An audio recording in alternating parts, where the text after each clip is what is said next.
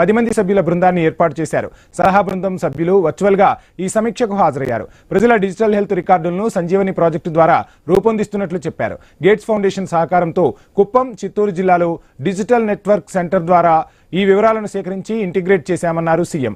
Real టైంలోనే వారి వివరాలు తెలుసుకునేలా సంజీవని ప్రాజెక్టు పనిచేస్తుందని, వివిధ అంశాల్లో ప్రజలకు సంబంధించిన ఆరోగ్య సమాచారం అందుబాటులో ఉంటుందని తెలిపారు. త్వరలో రాష్ట్ర వ్యాప్తంగా ఈ ప్రాజెక్టును అమలు చేస్తామని చంద్రబాబు తెలిపారు.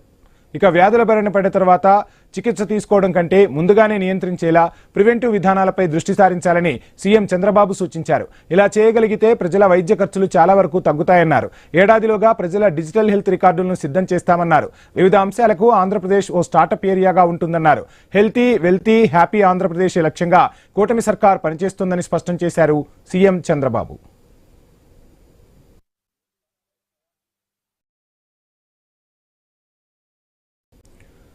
ఆంధ్రప్రదేశ్లో మెడికల్ కాలేజీల ప్రైవేటీకరణకు వ్యతిరేకంగా పెద్ద ఎత్తున ఉద్యమిస్తామని వైసీపీ గుంటూరు పార్లమెంటు పరిశీలకులు పోతిన మహేష్ అన్నారు. ప్రభుత్వంపై ఒత్తిడి తెచ్చి ప్రైవేటీకరణను నిలుపుదల చేసే విధంగా గవర్నర్ను కలిసి వినతిపత్రం సమర్పిస్తామంటున్న మహేష్తో ఐ న్యూస్ ప్రతినిధి Harish face to face.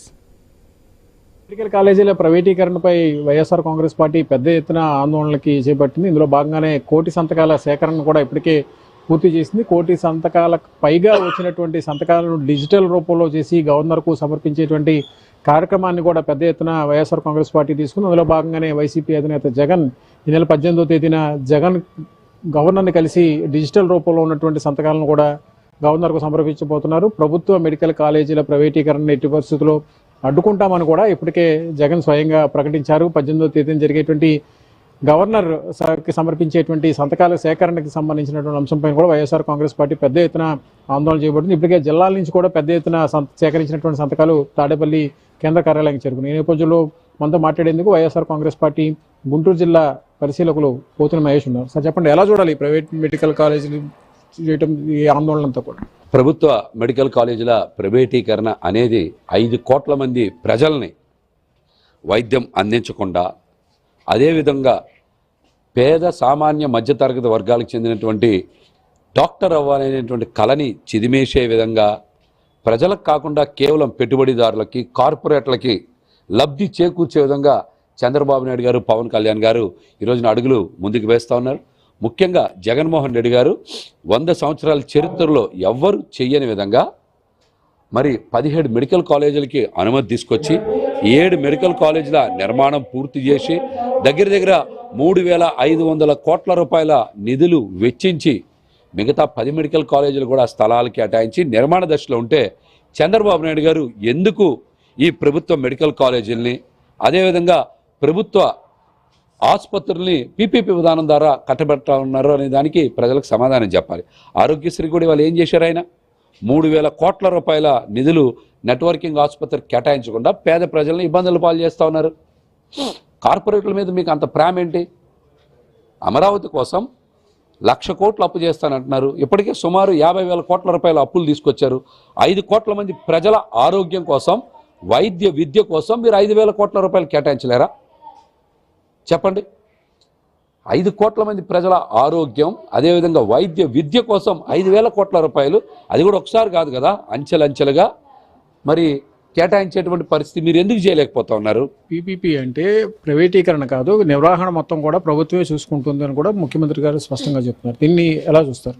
PPP విధానంలో ప్రభుత్వం ఎక్కడ కూడా భాగస్వామ్యం అవ్వదు. ఇప్పుడు అక్కడ కూడా కార్పొరేట్ వైద్యానికి తెరలేపినటువంటి పరిస్థితి. ఎవరైనా పేషెంట్స్ వస్తే డబ్బులున్నటువంటి వాళ్ళకే పీపీపీ విధానంలో వైద్యం చేస్తారు, కానీ డబ్బులు లేకపోతే ఏ విధంగా వైద్యం చేస్తారు? చంద్రబాబు నాయుడు గారు సమాధానం చెప్పమనండి. 1,000 కోట్ల రూపాయలు కార్పొరేట్లకు దోచిపెట్టే ప్రక్రియలో భాగమే ఇది. రేపటి నుంచి పేద సామాన్య వర్గాలు వైద్యం చేయించుకునే పరిస్థితి ఉండదా పీపీపీ విధానంలో? ఇప్పుడు వెళ్ళి ఒక 10 రూపాయలు 5 రూపాయలు కట్టి చక్కగా వైద్యం చేయించుకుంటున్నారు. అట్లాంటిది రేపటి నుంచి 1,000 రూపాయలు ఎక్కడ చెల్లిస్తారు పీపీపీ విధానంలో? చంద్రబాబు నాయుడు గారు సమాధానం చెప్పండి. డబ్బులు కనుక లేకపోతే వైద్యం చేస్తారు? వాళ్ళు వ్యాపారమే కదా చేసేది. పెట్టుబడి పెట్టారంటే ఎవరైతే పీపీపీ విధానంలో ఆసుపత్రి తీసుకున్నారో వాళ్ళు సేవ చేస్తారా, వ్యాపారం చేస్తారా? వ్యాపారం చేసి డబ్బులు లేకపోతే పేదవాడికి వైద్యం చేస్తారా? మీరు ఒక మీడియాని అడ్డం పెట్టుకొని ప్రజల్ని మభ్యపెట్టి మాయ చేసి తప్పుదారి పట్టించి పెట్టుబడిదారులకు లబ్ధి చేకూర్చే ప్రక్రియ పీపీపీ విధానం.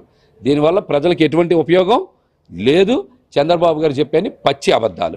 ప్రైవేటీకరణకు సంబంధించినంత వరకు కూడా ప్రభుత్వంపై ఒత్తిడి తీసుకొస్తాము. ఒత్తిడి తీసుకురావడం ద్వారా ప్రభుత్వ మెడికల్ కాలేజీని పరిరక్షించుకోవటం, అదేవిధంగా ప్రజలకు మెరుగైనటువంటి వైద్యాన్ని అందించేటువంటి బాధ్యత ప్రభుత్వమే తీసుకునే విధంగా ప్రభుత్వంపై ఒత్తిడి తెచ్చేందుకే గవర్నర్ కలుస్తున్నామని కూడా వైసీపీ నాయకులు స్పష్టం చేస్తున్నారు. కెమెరా పర్సన్ కిషోర్తో హరీష్, ఐ న్యూస్, అమరావతి.